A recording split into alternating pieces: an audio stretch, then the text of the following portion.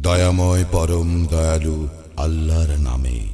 শপথ উষার, শপথ 10 রজনীর, শপথ জোড় ও বেজোড়ের, এবং শপথ রজনীর যখন উহা গত হইতে থাকে।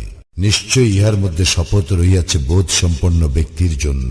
তুমি কি দেখো নাই তোমার প্রতিপালক কি করিয়াছিলেন আদ বংশের? ইরাম গোত্রের প্রতি যাহারা অধিকারী ছিল সুউচ্চ প্রাসাদের, যাহার সমতুল্য কোন দেশে নির্মিত হয় নাই, এবং সামুদের প্রতি যাহারা উপত্যকায় পাথর কাটিয়া গৃহ নির্মাণ করিয়াছিল, এবং বহু সৈন্য শিবিরের অধিপতি ফেরাউনের প্রতি যাহারা দেশে সীমা লঙ্ঘন করিয়াছিল এবং সেখানে অশান্তি বৃদ্ধি করিয়াছিল। অতঃপর তোমার প্রতিপালক উহাদের উপর শাস্তির কষাঘাত হানিলেন। তোমার প্রতিপালক অবশ্যই সতর্ক দৃষ্টি রাখেন।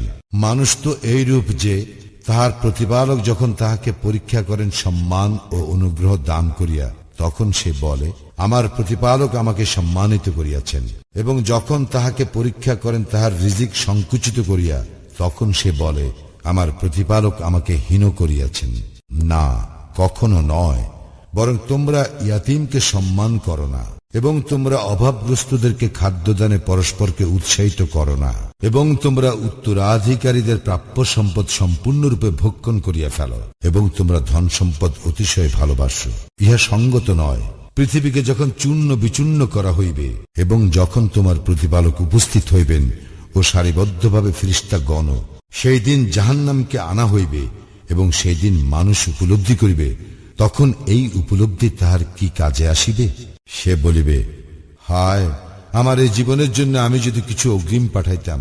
সেই দিন তাহার শাস্তির মতো শাস্তি কেহ দিতে পারিবে না, এবং তাহার বন্ধনের মতো বন্ধন কেহ করিতে পারিবে না। হে প্রশান্ত চিত্ত, তুমি তোমার প্রতিপালকের নিকট ফিরিয়া আসো, সন্তুষ্ট ও সন্তোষ ভাজন হইয়া আমার বান্দাদের অন্তর্ভুক্ত হও, আর আমার জান্নাতে প্রবেশ করো।